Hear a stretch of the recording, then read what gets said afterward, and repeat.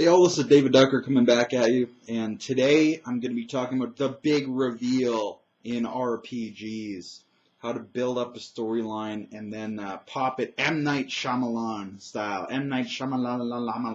style. This video is inspired by, I believe it's Robert Knapp, aka SR2 Joker. That's his YouTube handle. He posts a lot of great videos, and he had suggested a magic item that reveals the innermost secrets of anyone you point at. And I'm oh my god! That's the most game-breaking item that I've heard of since the Deck of Many Things. And he's saying, oh no, it'll be fine. And I'm like, no, brother, no. You gotta work up to the big reveal. If you pop it right from the get-go, it really doesn't mean anything. It doesn't matter. I don't know if I talked him down or not, but perhaps he'll introduce this item and, and just hotshot his game up, and after 2 sessions, the whole game will be over. That's what I predict. Deck of Many Things style Havoc. But I thought I'd do a video about the big reveal, how to do it right. Not through a magic item, but how to do it right in a storyline. Because it's something I love to do. I do the big reveal all the time. I love mysteries. I love secrets in the game. Check out my video on secret character creation. And you can see when I'm making a player character, I don't want anyone to know anything about my character. And I'll lie to them in character about my origins or my abilities, and then do some reveals of my own. Some of them will be small. Some of them will be big reveals. So what is the big reveal? The big reveal is just finding out something you didn't know before. So there are many revelations that will come across in the game. With SR2 Joker's magic item, that will be a reveal. It will reveal things, but it won't be a big reveal. Because to get the big out of big reveal, you got to work up to. You got to build slowly up to it. And I broke this down when I was talking to him, and I said, first of all, it has to happen to someone that you know and that you care about. Learning a secret about a stranger doesn't mean anything.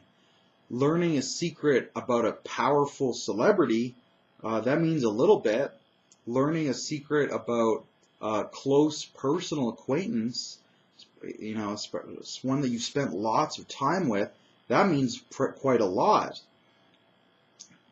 Right? So you want to build up to these things. And also, having the big reveals come out of the blue is going to be too much of a system shock. You need to leave some little tiny hints. Leave this trail of breadcrumbs, some foreshadowing, so looking back it makes sense. That's when you're going to get the most impact. Because if the players feel that you just pulled it out of thin air and you just made it up on the spot, they're not going to enjoy it as much. If they kind of sort of know it's coming, or they know something's coming but not what. That's the way you want to run the big reveal. Make it important. Make it personal. This time it's personal. That's how you want the big reveal to play out. So little tiny hints throughout the character who's going to make that revelation. Or even it could be a historical fact that they're slowly learning about. And they learn tiny bits of the history of the world. And then finally the big reveal of the true history of the world. I've used that extensively in my Legends of the Seven Sands game. Lots of historical mysteries there about a vanished civilization and why it vanished. We ultimately got into time travel, which is pretty fun, but I'll reserve time travel for another video. And look forward to that. So leave the breadcrumbs, leave the foreshadowing, so they know something is coming. And build up to it slowly. And then the other element is make sure it's someone or something, in Legends of the Seven Sands example, a civilization that they knew about, that was established, that was important to them. So have them get to know the NPC who's going to make the reveal, and get to closer and closer to them, build that trust until the NPC naturally feels that he has to make the revelation, and then watch the trust dissolve and get destroyed, just like in a real relationship. There's a ton of great scenes you can get out of the big reveal, and I'm going to reference one from Kyle's Numenera game recently. Kyle's a terrible GM, unfortunately. My character, however, is awesome. So in this game, I'm playing as Shira ibn Mala, who is Ifrit. Check out my video on Ifrit for that culture.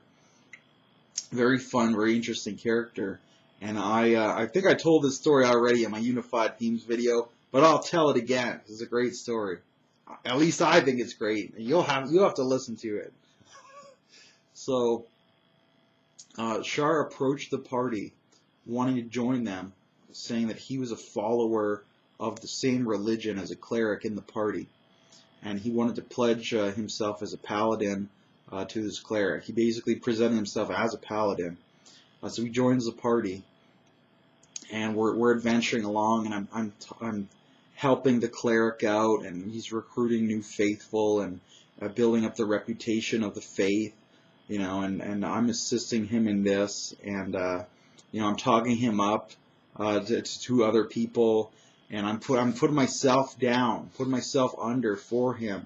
I'm saying, oh, I'm just a servant, a mere servant of this great man here, and he is the true ordained priest, and I am a mere lowly paladin, not fit to speak the name of our God.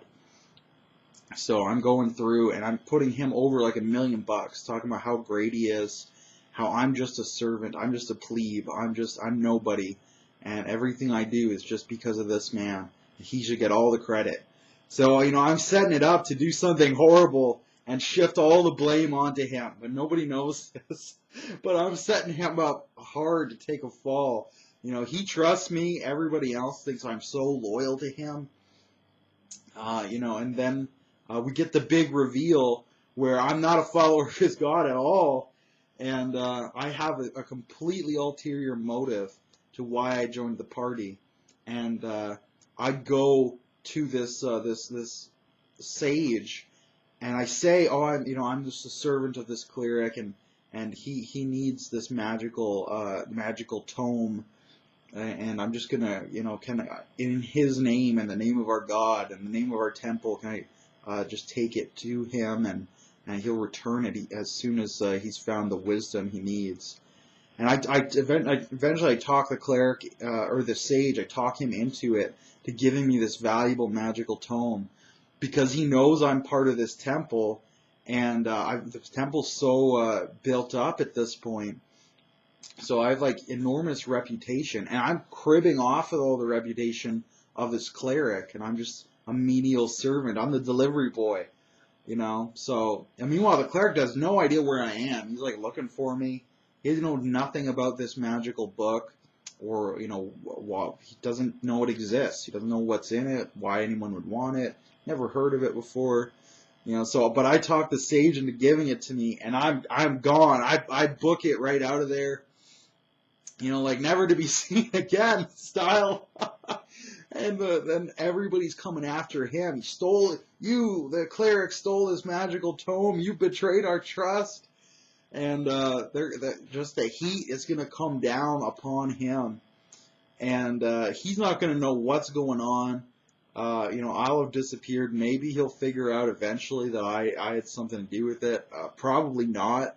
He'll probably, I might even forge something like I was kidnapped, and it's not my fault. It's my kidnapper's fault, and I could get off scot-free on this, but.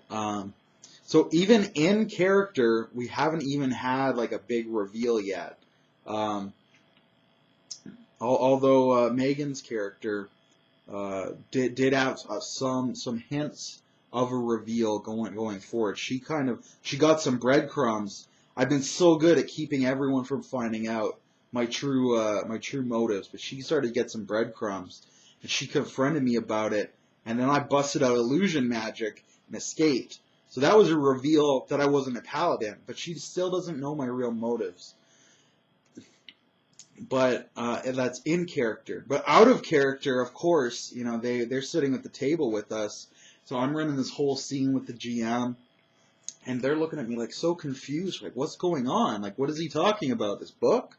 And then I take it and I start describing how I'm booking it out of town, and they're like, "Oh my God, he tricked us! You're not a paladin. You're no follower of religion." And it's all out of character, unfortunately. But even then, they still got this big shock to their system, this reveal that I'm not who I said I was. Not even close. So that was, you know, a huge amount of fun, even though it took place out of the context of the game, even though it was metagame. Just the look on Robin's face, who played the cleric, you know, he was just losing it. Was priceless. So I love the big reveal. I love revealing things, and when his character learns about it, you know, he'll get to react again in character. And you know, eventually when they find out what my real motives are, my real origin are, there'll be more reveals down the road. So this little reveal is just another breadcrumb. It'll lead to a bigger reveal, and then maybe even another bigger one behind that. So I love doing that kind of thing where you just, you know, the Kansas City Shuffle, where they think you're going left and you go right.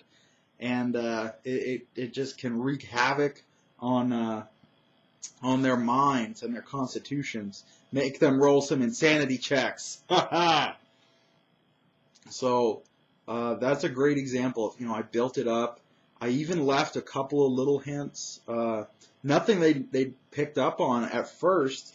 But after the fact, they can look back and see, that's why he did this. You know, that's why he did that. Oh, it makes perfect sense now. So I'd highly recommend everyone run some kind of revelations. You know, like my example, even a player character can do this. Make your character in secret. Make the character have secrets. Keep him mysterious. And feel free to lie and cheat and steal and deceive people about your real history or your real motives or even your real abilities. We had one player in Legends of the Seven Sands, Mike, also known as the Human Rat.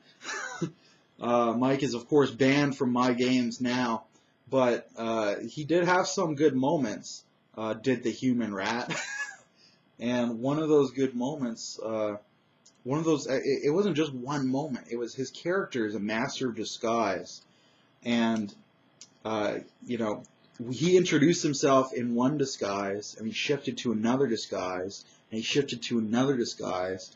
And the party only kind of started to pick up in character that they were the same person. And they weren't sure who he was. You know, they could be talking to just some Joe, and but it's actually Mike in another disguise. So... it was a lot of great fun with that, and they started thinking, like, which one is the real him? Like, I don't even know what his actual race is, or maybe even his gender. I don't really know anything about this guy. I think I know a lot about different identities, but clearly there can only be one real him. So he had a lot of great moments with that, and no one ever found out what his real race was. In this case, they didn't even find out what his goals or motivation or backstory was for real either. And you know, that's not good, because you got all the build up, but no payoff, no big reveal, just mysterious bullshit. And Mike loved mysterious bullshit. I love it because it builds up to the reveal. It builds up to a payoff.